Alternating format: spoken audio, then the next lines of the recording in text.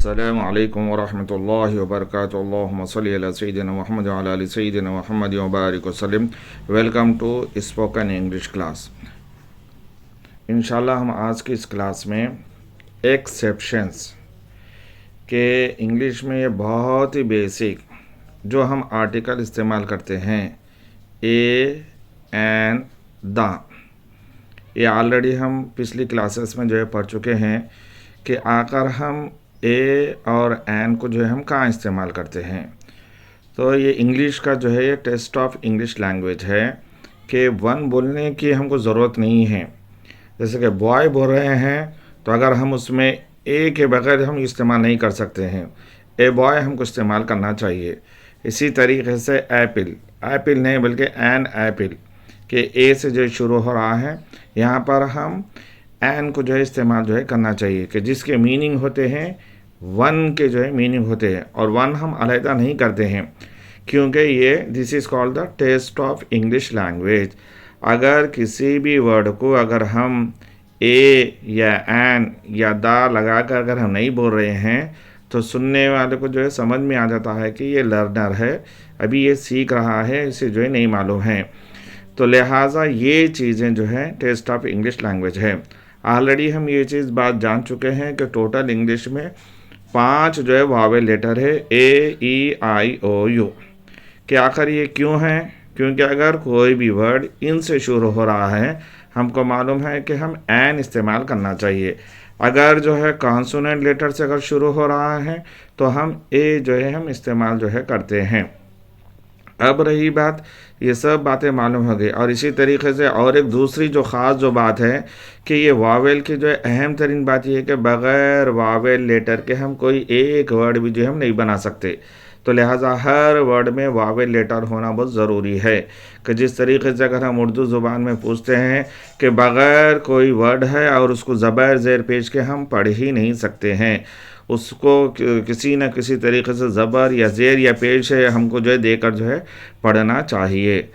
चलिए, अब उसके बाद ये है कि हम देखते हैं कि एक्सेप्शंस, यानी बिल्कुल ऐसा होता है कि जहाँ एक वर्ड है जो वावेल लेटर से जो शुरू हो रहा है,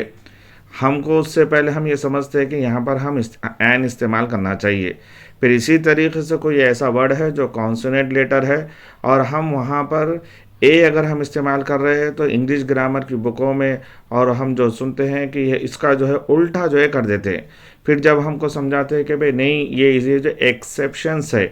यानी कि ऐसा इस्तेमाल नहीं होता, तो उसकी जो आज बिल्कुल बहुत ही आसान बात ये है कि इन चीज़ों को समझने के लिए, यानी कि जहाँ पर हमको जो ऑलरेडी पूरा जो हम पढ़ चुके हैं कि अगर वावेल लेटर से कोई भी वर्ड शुरू हो रहा है तो हमको एन इस्तेमाल करना चाहिए, हमको समझ में आ गया। अगर कॉन्सोनेंट लेटर से है जो 21 जो है कॉन्सोनेंट लेटर है, उससे पहले हमको ए इस्तेमाल करना चाहिए, बिल्कुल समझ में आ गया। फिर यहाँ पर क्या है, जो समझो जो चीज़ का उल्टी जो है बात हो रही है, तो दरअसल इसका सीक्रेट और मामला ये है, और यही इसी किस्म के जो है कॉम्पिटिटिव एग्ज़ाम में जितने भी जो हम एग्ज़ाम दे रहे हैं, 10th इंटर डिग्री और आगे जितने भी कॉम्पिटिटिव एग्ज़ाम दे रहे हैं, इसी किस्म का जो है क्वेश्चन जो होता है कि जहां ऑलरेडी हम ये सीख चुके हैं कि वावल से शुरू हो रहा है तो हमको एन इस्तेमाल करना चाहिए, मगर वहाँ पे हम ए इस्तेमाल करते कि हम देखते हैं कि ये जो कॉन्सोनेंट से लेटर शुरू हो रहा है, हमको यहाँ पर ए इस्तेमाल करना चाहिए, मगर हम एन इस्तेमाल करते। तो सिंपल दूसरा स्टेप जो हमको असल जो बात जो समझने की है वो ये है कि अगर हम कोई भी वर्ड पढ़ रहे हैं, अब हमको जो है कहा जाता है कि आवाज़ पर गौर करो कि आया वो वर्ड का जो पहला जो लेटर है उससे आपको वावेल लेटर की आवाज़ आ रही है या नहीं आ रही है। हाँ, अगर वावेल लेटर की आवाज़ आ रही है तो बिल्कुल सही है कि आप वहाँ पर एन इस्तेमाल करिए। अगर वावेल लेटर की आवाज़ नहीं आ रही है, कॉन्सोनेंट की आ रही है, तो वहाँ पर जो है आप ए इस्तेमाल करो। चलिए, यहाँ पर जो है हम एक्सेप्शन को जो है सीखते हैं। ए यूनिट, अगर हम ये देखते हैं कि ये यू से जो है वर्ड जो है शुरू हो रहा है तो होना तो यही चाहिए कि एन यूनिट, लेकिन हम ये जो यू पढ़ रहे हैं वो क्या है, वाई की आवाज़ आ रही है। आवाज़ पर हमको जो है गौर करना चाहिए कि ये यू नहीं पढ़े। जैसे कि यू का जो है अम्ब्रेला पढ़ते हैं हम, आ यू की जो आवाज़ जो है अम्ब्रेला की तरह से, लिहाजा यहाँ पे यू पढ़ रहे हैं, यू मतलब वाई की आवाज़ आ रही है, और वाई जो है कॉन्सोनेंट लेटर है, लिहाजा यू की जब आवाज़ आ रही है तो इस यू की आवाज़ के लिहाज से हम यहाँ पर हम ए पढ़ना चाहिए, ए यूनिट। फिर इसी तरीके से उसके कई जो एग्जाम्पल दिए जा रहे हैं ताकि आसानी के साथ समझ में आए। ए यूज़फुल थिंग, यहाँ पे यू हम इस्तेमाल कर रहे हैं,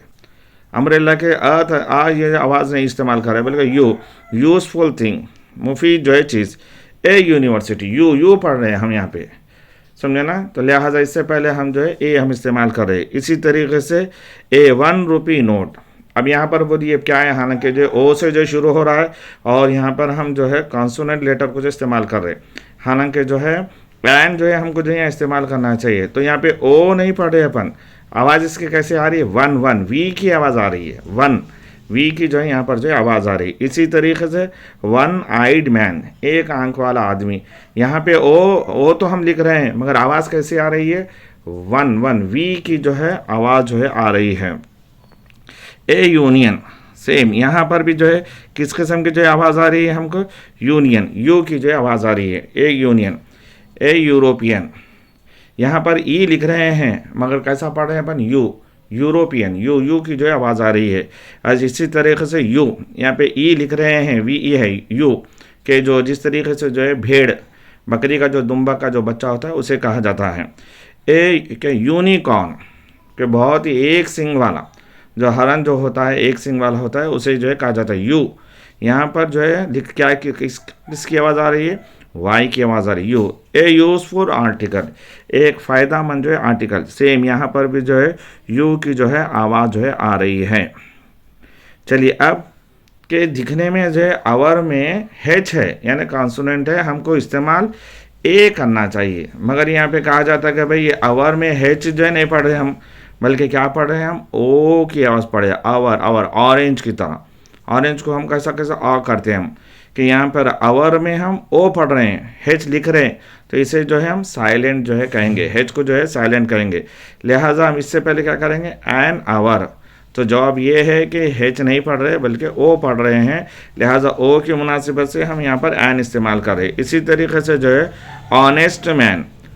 हेच नहीं पढ़े हम, अगर हेच पढ़े तो उसका जो पुराना हॉनेस्ट मैन कभी हम नहीं सुने ऐसा, लिहाजा ऑनेस्ट मैन, तो ओ से पढ़ रहे हैं तो जाहिर सी बात है कि ये वावेल लेटर है और उससे पहले हम जो है एन इस्तेमाल कर रहे हैं। इसी तरीके से एन ऑनरेबल मैन, इज़्ज़त वाला जो है आदमी, तो यहाँ पर हम क्या है, ओ से जो हो रहा है। अब यहाँ इस तरीके से एग्जाम्पल दिया जाता है एन एम ए, यहाँ पे जो है एम एन का जो है लेटर्स में से ये एम है, एम को नहीं देखना है, एम तो जो है ये कॉन्सोनेंट लेटर है, मगर आवाज़ को जो है हमको देखना चाहिए कि इसकी आवाज़ कैसे आ रही है, यम यम, वाई की जो है आवाज़ आ रही कि ऐसा दिख रहा है कि वाई ए यम को क्या कैसा पढ़ते हैं हम, यम यम जो है आवाज़ आती है, तो लिहाजा ये क्या है, एन एम ए। लिहाजा खुलासा कलाम ये हो गया कि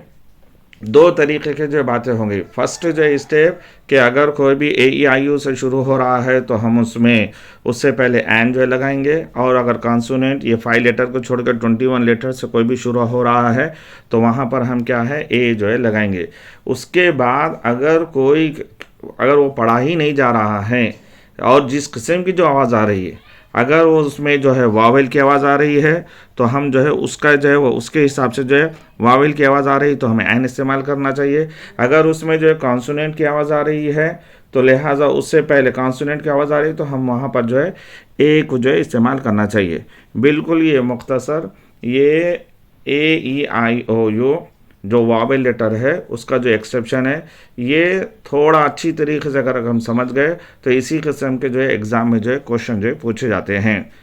थैंक यू वेरी मच।